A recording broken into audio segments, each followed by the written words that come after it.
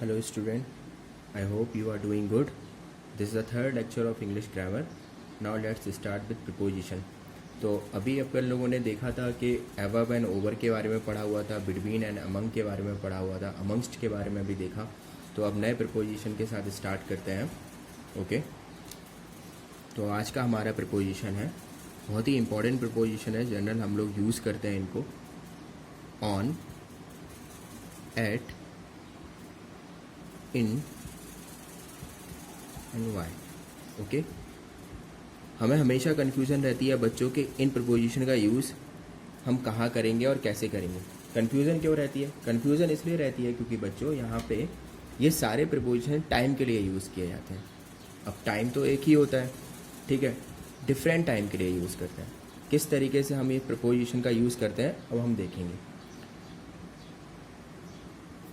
पहला प्रपोजिशन मैं लेता हूँ आपका एट. ओके बच्चों, एट का यूज़ मैंने प्लेस के लिए भी आपको बताया था, बट एट का यूज़ हम करते हैं जहाँ पे सर्टेन टाइम की बात हो या आर की बात हो. अब certain time and hours means एक निश्चित समय. एक निश्चित समय कैसा? जो फिक्स हो. Fix, suppose 10 o'clock. 10 o'clock क्या है? एक फिक्स समय है. अभी जैसे कि मैं एक एग्जांपल देता हूँ, आपको और क्लियर होगा. एक एग्जांपल लेते हैं. वी शुड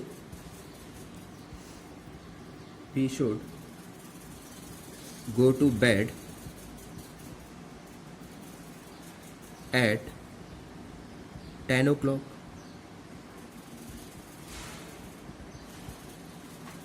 ये एक एग्जांपल लिखा हुआ है, इसको बहुत देखेंगे बहुत. We should go to bed at 10 o'clock. अगर सपोज मैं इसको ऐसे लिखता, we should go to bed at 9 o'clock to 10 o'clock, तो यहाँ पे एट नहीं आता. एट मतलब 9 o'clock से 10 o'clock.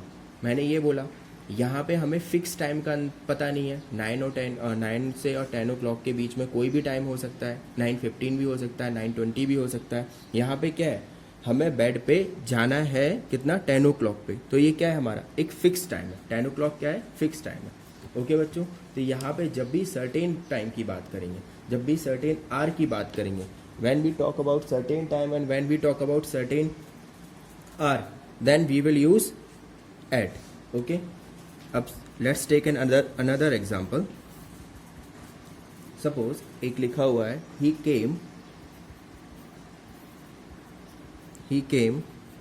At noon. मतलब हम दोपहर की बात कर रहे हैं, तो ये क्या है, एक फिक्स है कि हमें इस दोपहर में आना है, या मतलब ही केम, वो आया. ठीक है, तो यहाँ पे क्या है, एक सर्टेन निश्चित समय है यहाँ पे. ठीक है, 12 o'clock एट नून, 12 o'clock. ठीक है, तो हमने क्या लगाया, इसके पहले प्रपोजिशन का यूज़ किया, एट का यूज़ किया. अब हम बात करते हैं नेक्स्ट प्रपोजिशन की, बात करते हैं इन. ओके बच्चों, इन की बात करते हैं. इनका यूज़ हम बेसिकली कहाँ पे करते हैं?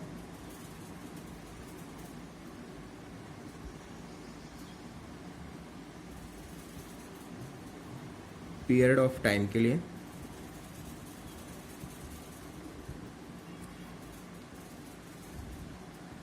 सीजन, यहाँ पर लिखेंगे season, month and year. Okay, जैसे एक let's take an example.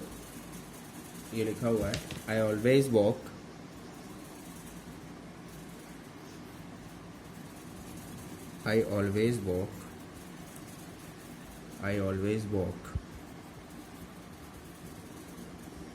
in the morning. I always walk in the morning. अगी सपोज ये लिखा हुआ है, यहाँ पे लिख देते हैं, I always walk in the morning. कौन सा टाइम है, कौन सी मॉर्निंग की बात कर रहे हैं? तो यहाँ पे पीरियड ऑफ टाइम की बात कर रहे हैं. ठीक है, हमें नहीं पता, बट हम क्या है, एक इसको क्या करें, ईयर या कोई भी पीरियड ऑफ टाइम. तो ये पीरियड ऑफ टाइम क्या है, एक मॉर्निंग है. ठीक है, अब ये मॉर्निंग क्या है, कल की भी मॉर्निंग हो सकती है, परसों की भी मॉर्निंग हो सकती है।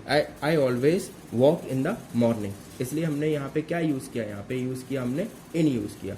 अब एक नेक्स्ट प्रपोजिशन की बात करते हैं, ऑन की।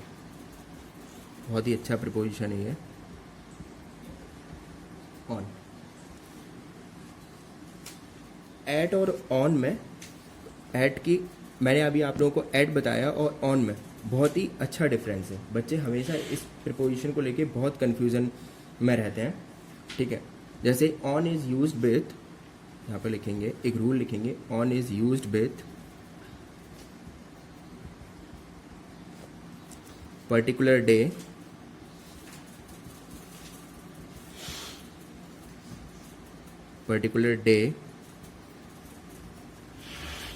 And date. अभी आप लोगों को समझ में आ रहा होगा मैंने क्या लिखा, पर्टिकुलर डे। पर्टिकुलर मतलब कोई भी एक दिन, और यहाँ पे ऐड किसके लिए किया है, पर्टिकुलर टाइम के लिए। और ऑन किसके लिए यूज किया जा रहा है, पर्टिकुलर डे एंड डेट के लिए। ये दोनों में डिफरेंस है। तो अभी हम let's take an example,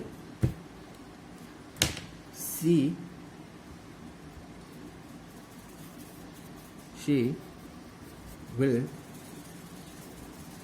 come on 2nd of October। Okay बच्चों, she will come on 2nd of October। यहाँ पे क्या लिखा है, एक परफेक्ट डेट है, परफेक्ट डेट है, 2nd of October को वो आएगी। तो इसमें क्या है, एक पर्टिकुलर डेट है, तो इसके पहले हमने क्या लगाया, यहाँ पे ऑन लगाया, ठीक है। जैसे एक let's take an another example, I am free on Sunday. I am free on Sunday, मैं संडे को फ्री हूँ। मतलब हमने एक पर्टिकुलर संडे का टाइम दे दिया कि मैं संडे को फ्री हूँ। तो यहाँ पे क्या है, एक ये क्या है, एक डे है, यहाँ पे ये पर्टिकुलर क्या है, डे है। तो इसके पहले जब भी ऐसे सेंटेंस का हम यूज़ करेंगे जहाँ पे particular day and particular date की बात होगी, वहाँ पे हम प्रीपोजिशन ऑन का यूज़ करेंगे। हम प्रीपोजिशन किसका यूज़ करेंगे बच्चों, ऑन का यूज़ करेंगे, ओके। इसमें एक एक्सेप्शन केस है। एक्सेप्शन केस क्या है, अगर सपोज कहीं ऐसा लिखा हो, ठीक है, आई विल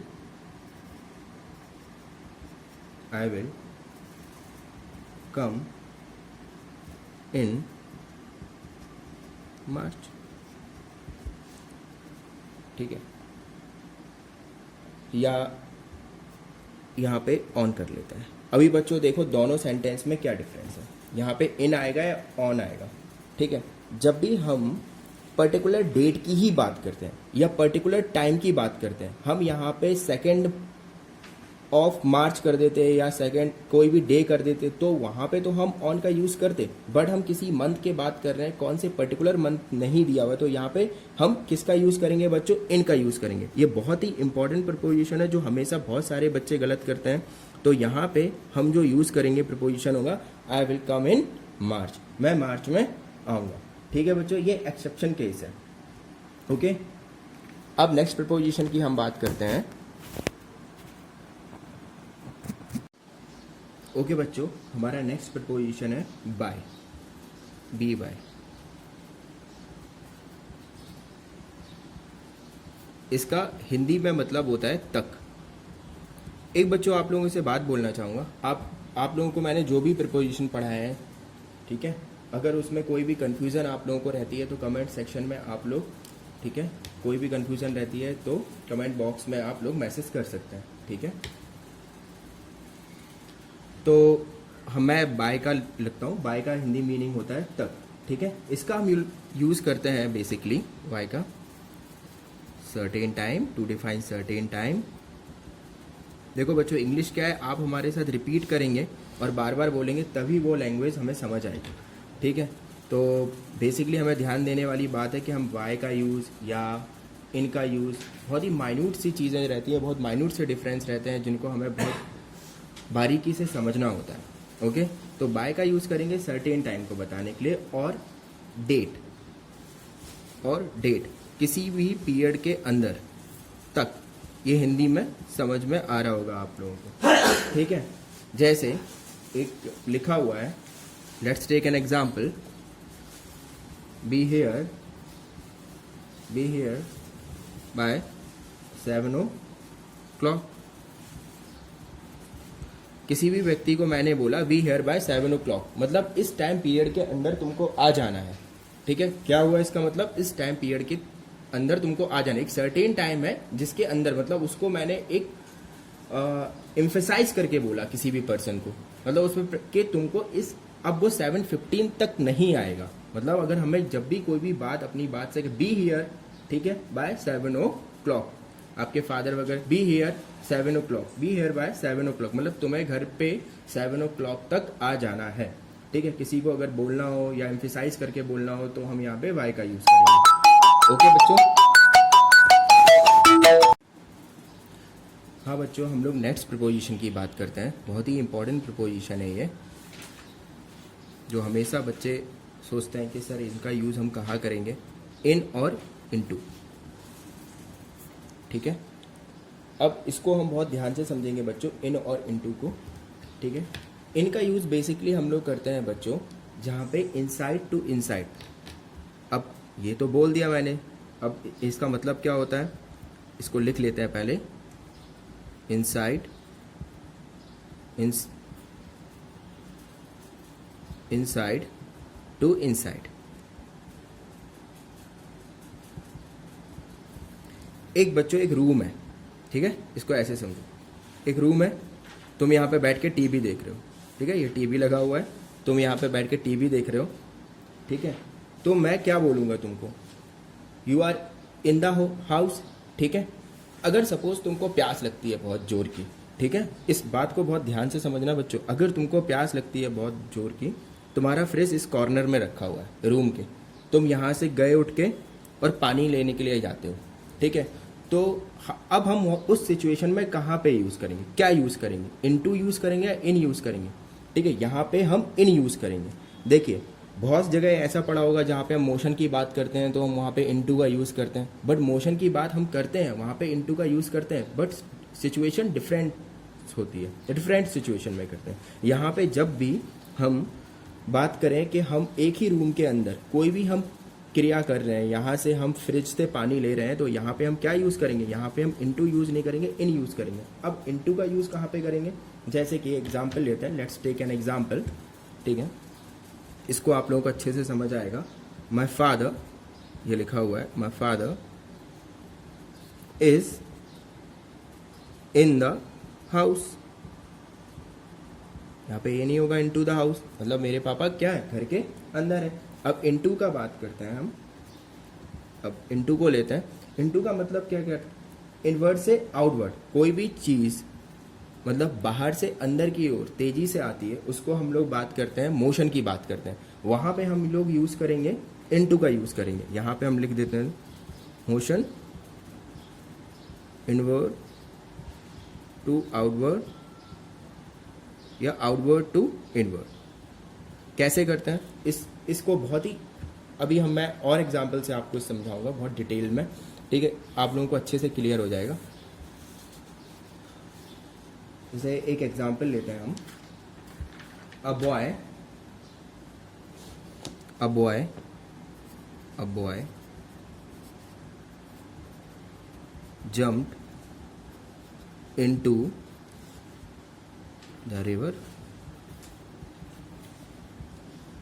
रिवर के पहले आर्टिकल नहीं लगाता। A boy jumped into river, a boy jumped into river. ये हमने सेंटेंस को बहुत ध्यान से, एक कोई बच्चा है, ये खड़ा हुआ है पुल के ऊपर। ठीक है, ये पुल है, यहाँ से नीचे एक रिवर बह रही है। ठीक है, रिवर चल रही है, बॉय ने जंप किया और रिवर के अंदर क्या हुआ, एकदम से जंप किया।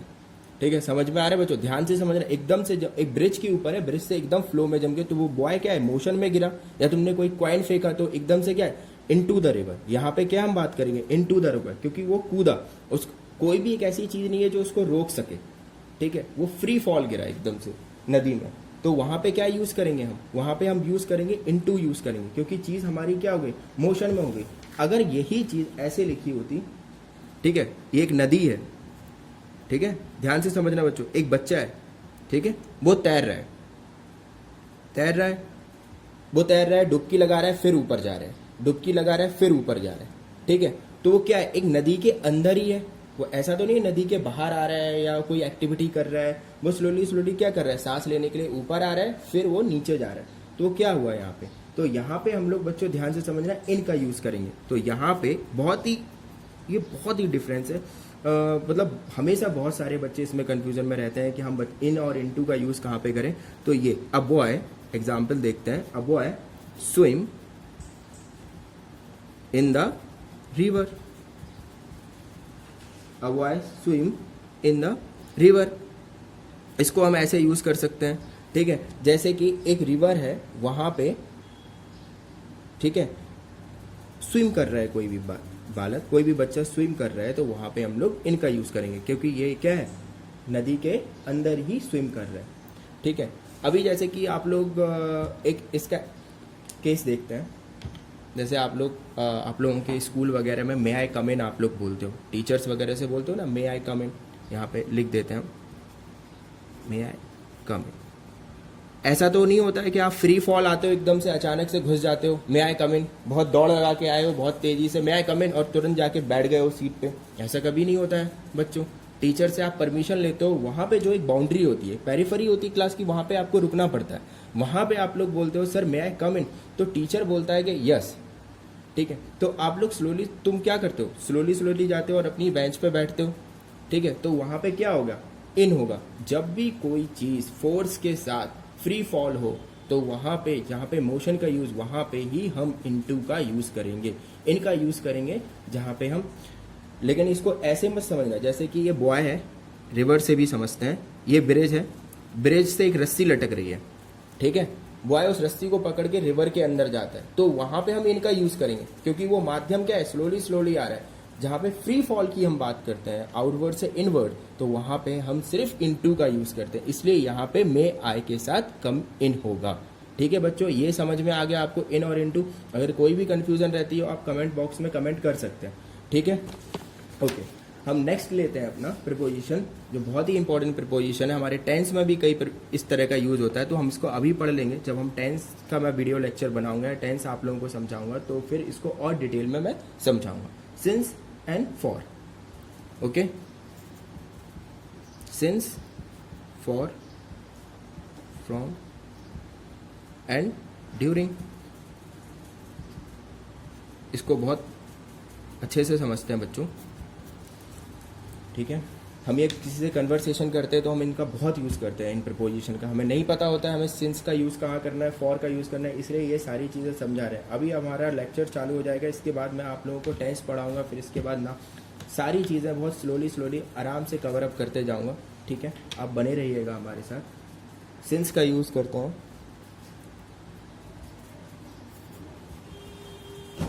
To tell about point of time. यहाँ पे बात करते हैं पॉइंट ऑफ टाइम की बात करते हैं, पॉइंट ऑफ टाइम की बात करते हैं, ठीक है। तो पॉइंट ऑफ टाइम की बात करते हैं तो वहाँ पे हम सिंस का यूज़ करते हैं।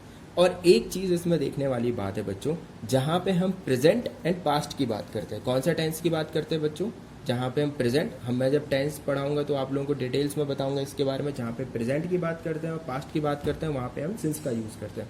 तो यहाँ पर लिख देते हैं present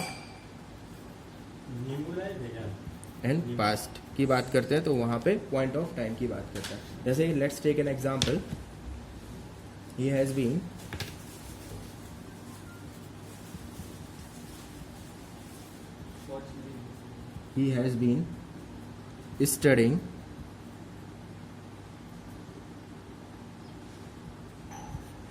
studying since 5 o'clock।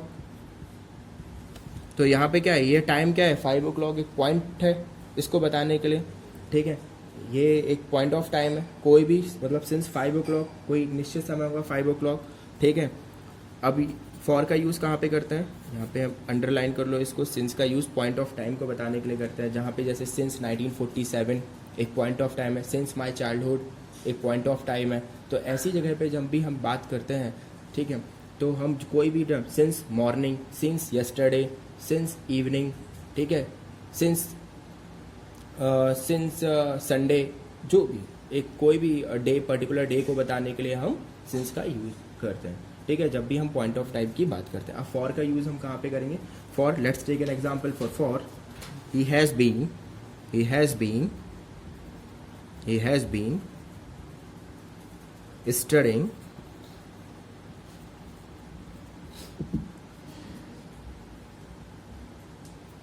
for 5 hours, ठीक है। तो 5 आवर कौन से घंटे हमें नहीं पता, कल के हैं, परसों के 5 आवर, आप कब की बात कर रहे हो कि कौन से 5 आवर्स की बात कर रहे हो, तो हमें नहीं पता। तो हम ये किसका यूज़ करेंगे यहाँ पे? हम फॉर का यूज़ करेंगे।